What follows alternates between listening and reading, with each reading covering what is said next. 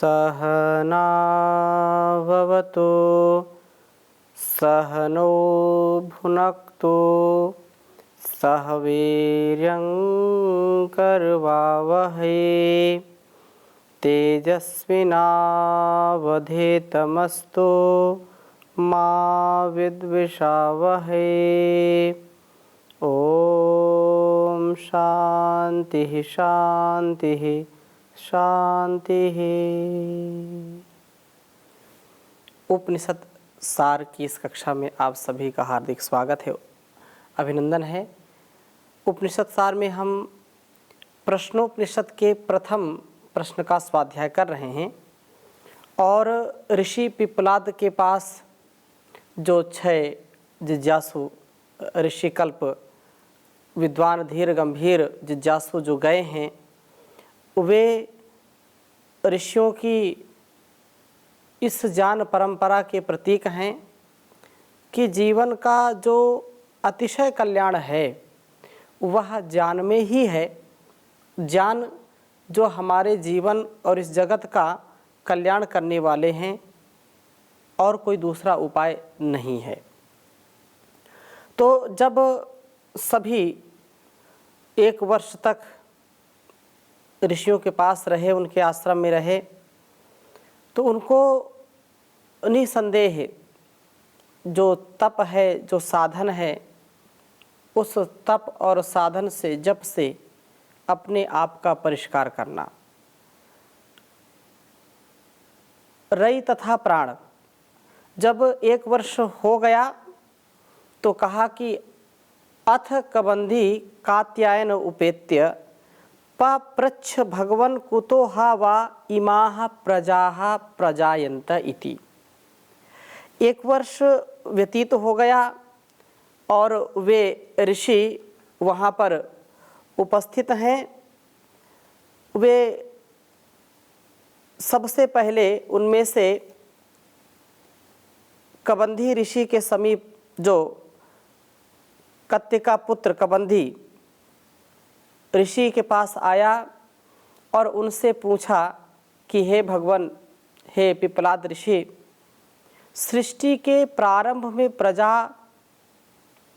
अर्थात जो कुछ भी उत्पन्न हुआ इस संसार में दिखाई पड़ रहा है, किससे उत्पन्न होता है? यहाँ ये कौतूहल का विषय है, यह जिज्ञासा का विषय है, यह अन्वेषण का विषय है कि जो कुछ भी जड़ चेतन के रूप में इस संसार में दृष्टिगोचर हो रहा है उसका कोई ना कोई तो कारण होगा, क्योंकि बिना कारण के कोई कार्य होता नहीं है।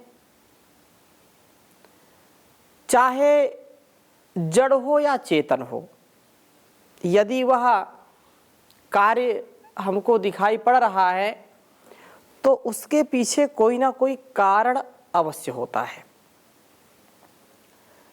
यही प्रश्न यहाँ पर कत्ति का पुत्र कबंधी पिप्पलाद ऋषि से करता है कि हे भगवान, इस सृष्टि का आरंभ कैसे हुआ और ये जो कुछ भी निर्माण प्रक्रिया चल रही है, किसने इसको उत्पन्न किया, किससे उत्पन्न होता है?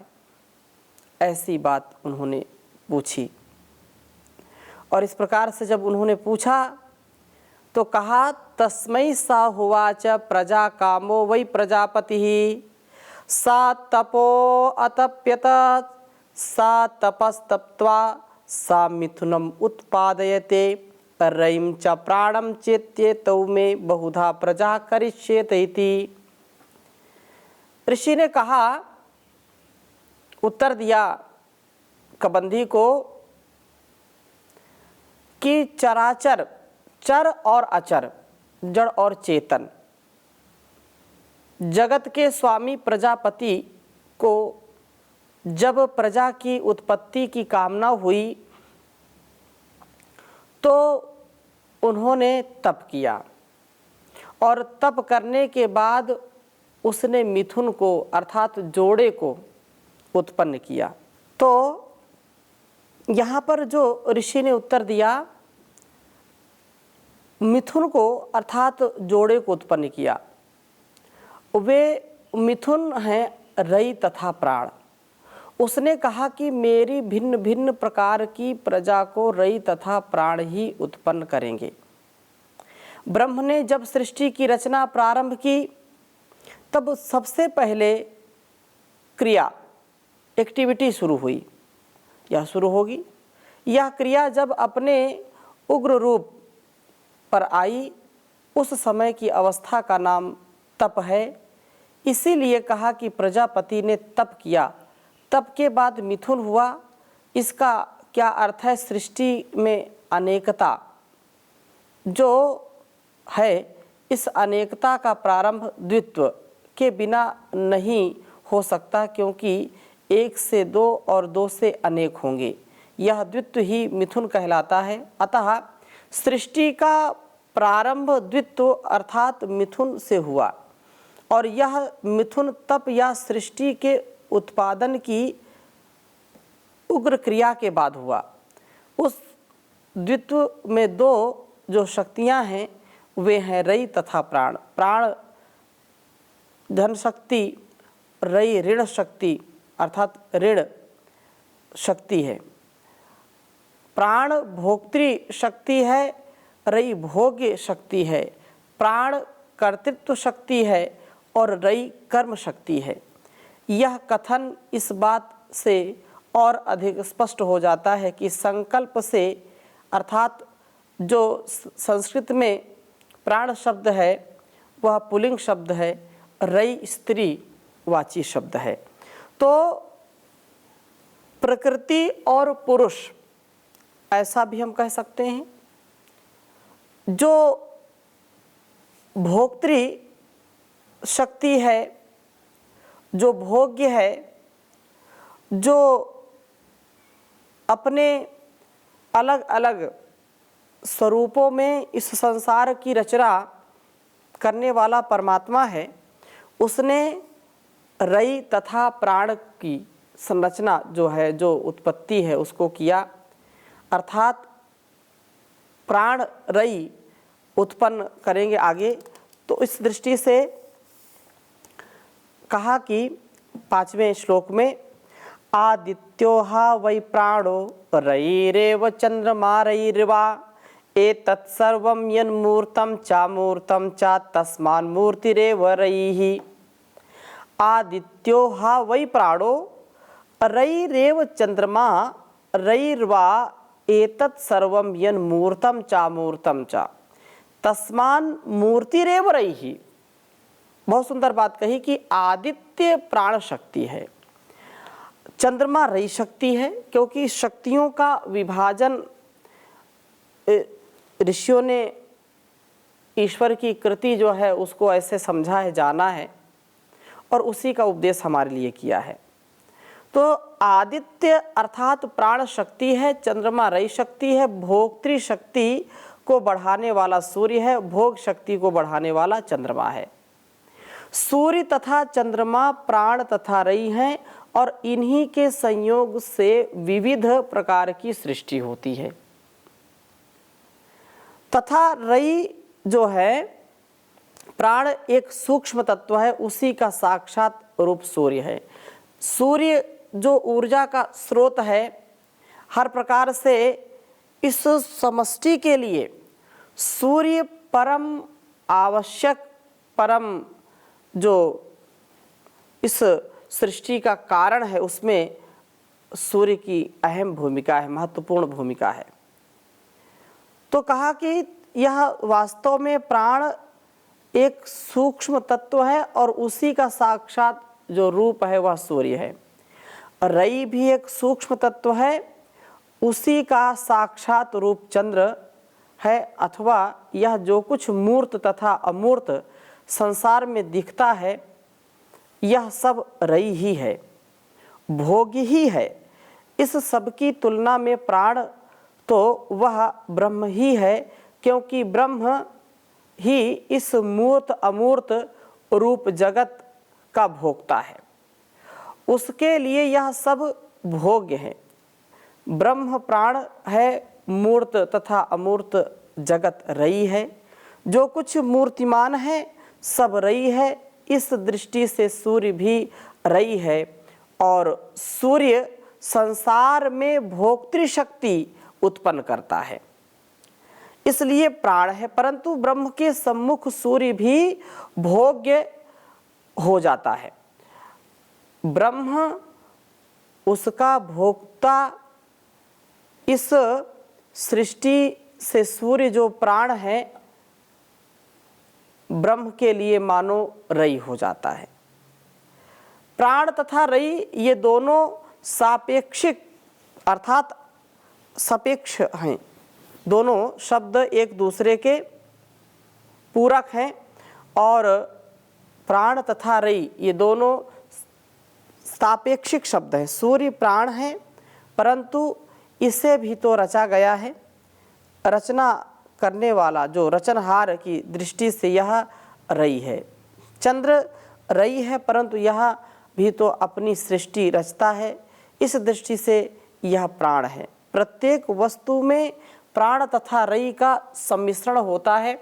कोई केवल रई नहीं हो सकता, कोई केवल प्राण नहीं हो सकता है। संपूर्ण संसार भोग्य होने के कारण रई है, ब्रह्म इस संसार का भोक्ता होने के कारण प्राण है। संपूर्ण ब्रह्मांड का और पिंड का जो प्राण है वो परमात्मा है। अब इस पिंड में यदि हम कहें तो आत्मा जो है मुख्य रूप से इसका अधिष्ठाता है। प्राण जो वास्तव में ब्रह्मांड को भी और इस पिंड को भी शक्ति प्रदान करता है। इसलिए कहा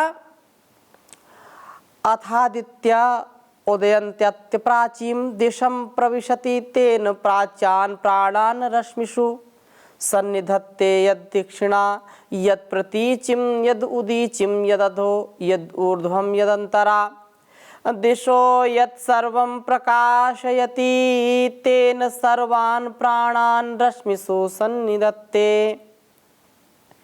कहा कि सूर्य उदय होने पर पूर्व दिशा में प्रवेश करता है। पूर्व दिशा में सूर्य की जो प्राण शक्ति है उसे वह अपनी किरणों में डाल लेता है, वह ऐसे डाल देता है। इसी प्रकार से दक्षिण दिशा में, पश्चिम दिशा में, उत्तर दिशा में और नीचे ऊपर इन दिशाओं के बीच की दिशाओं में अपनी जिस प्राण शक्ति से सूर्य सब कुछ प्रकाशित करता है उस सारी प्राण शक्ति को वह अपनी किरणों में डाल देता है। सूर्य अपनी प्राण शक्ति को किरणों में डाल देता है और किरणें विश्व के कोने कोने में पहुंच करके प्राण शक्ति का सर्वत्र वितरण करती हैं।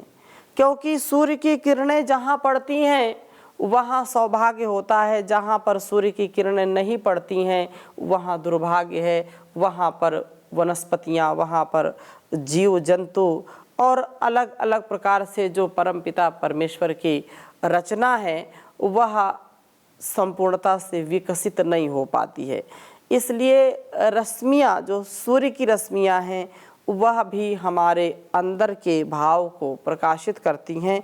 सूर्य की किरणें ऊर्जा से परिपूर्ण हैं, इसलिए ये बात कही है।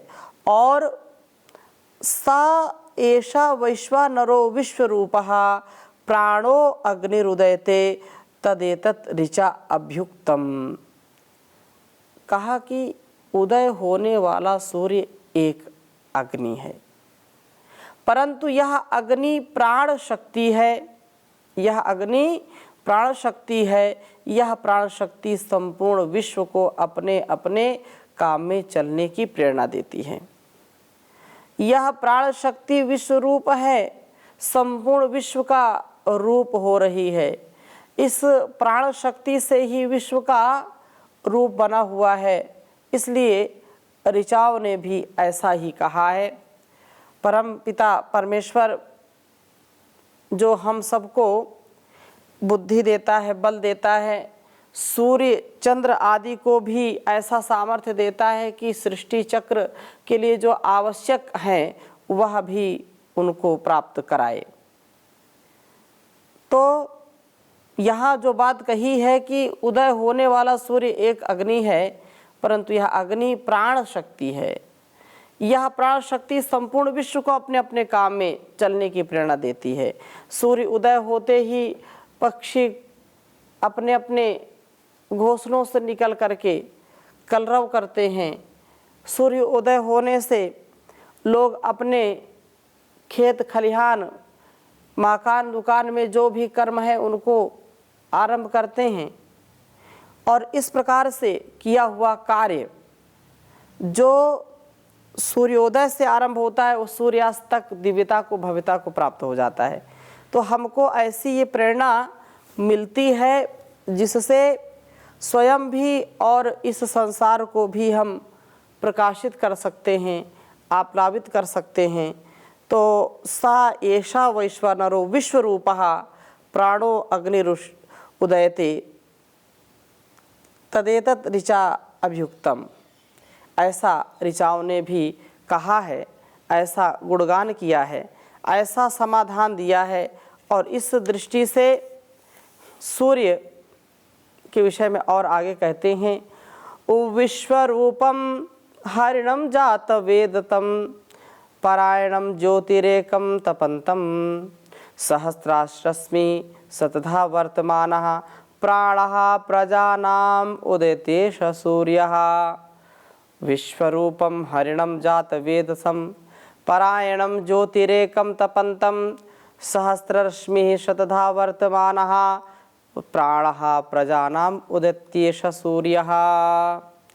तो ये बात यहाँ पर कही कि सूर्य विश्वरूप है। संसार में जो रूप है सूर्य की प्राण और जो है प्राणप्रद किरणों के ही कारण हैं।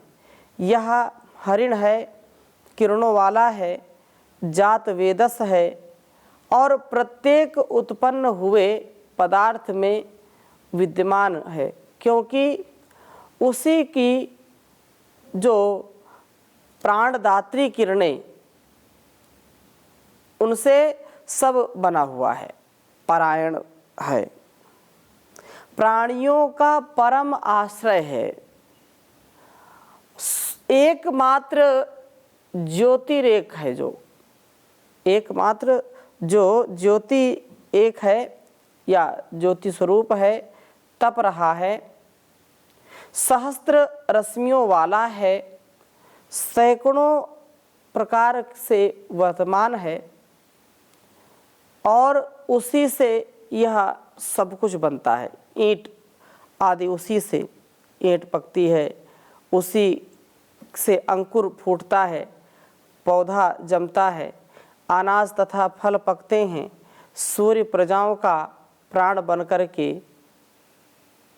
इस प्रकार से उदय होता है, जो सबको उन्नत कर देता है, सबके अंदर एक भाव भर देता है।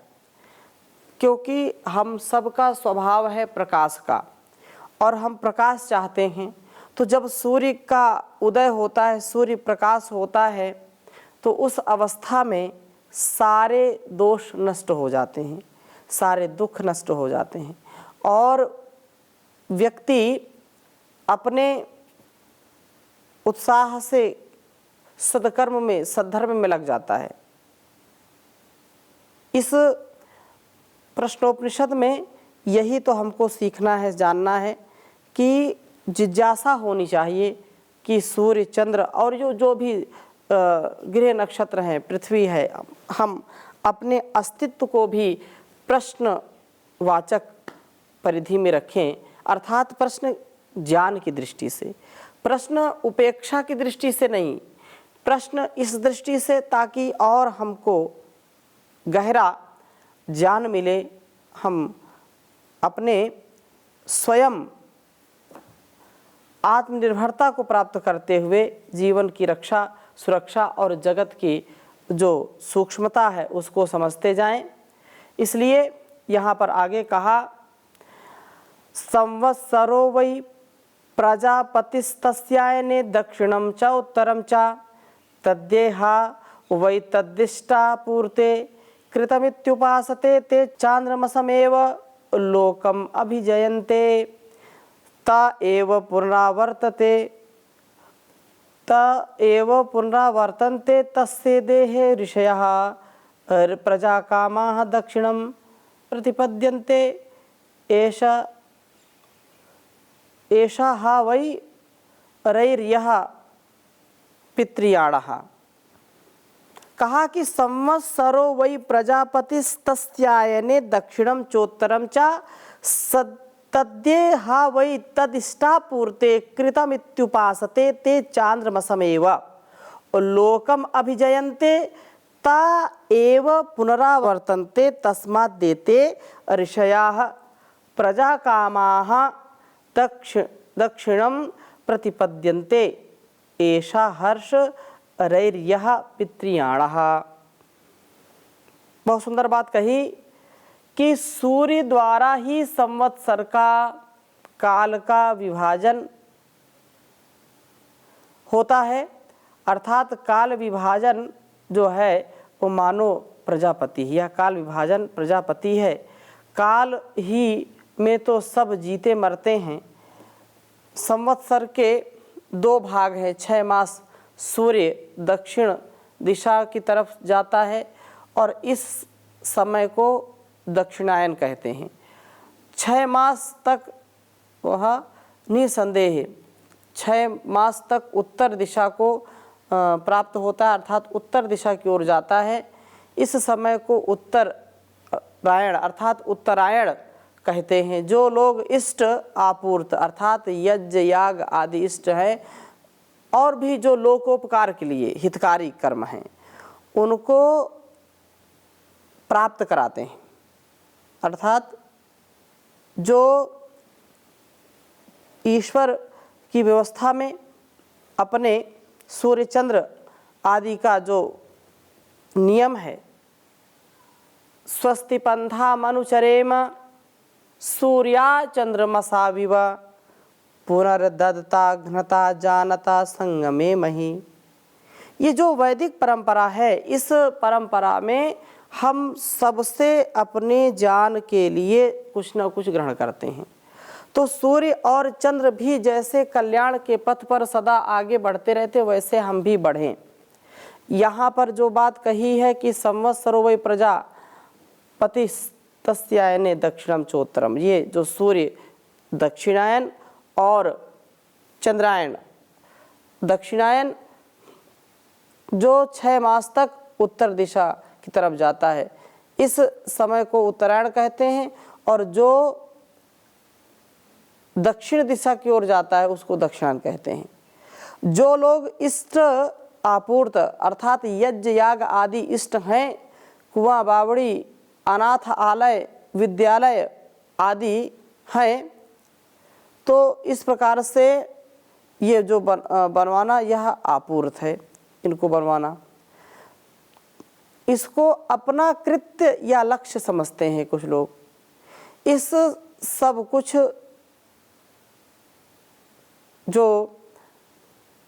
यह सब कुछ करके जो फल लाभ की इच्छा रखते हैं वे चंद्रलोक को जीत लेते हैं, और इस प्रकार से चंद्रलोक को जीता हुआ व्यक्ति आगे बढ़ता है। फल लाभ की इच्छा रखते हैं वे चंद्रलोक को जीत लेते हैं। भोग्य पदार्थों की उनके पास बहुतायत होती है, क्योंकि चंद्र भोग्य पदार्थों का प्रतिनिधि है। इस प्रकार संसार के भोगों में चित्त रखने वाले, बार बार जन्म मरण के चक्र में आने वाले, चक्कर लगाने वाले, उनकी जो पुत्र पौत्रों के लिए इच्छा बनी रहती है, उनका मार्ग दक्षिणायन मार्ग है। इसे रई मार्ग भी कह सकते हैं। यह पितृयाण मार्ग है। सूर्य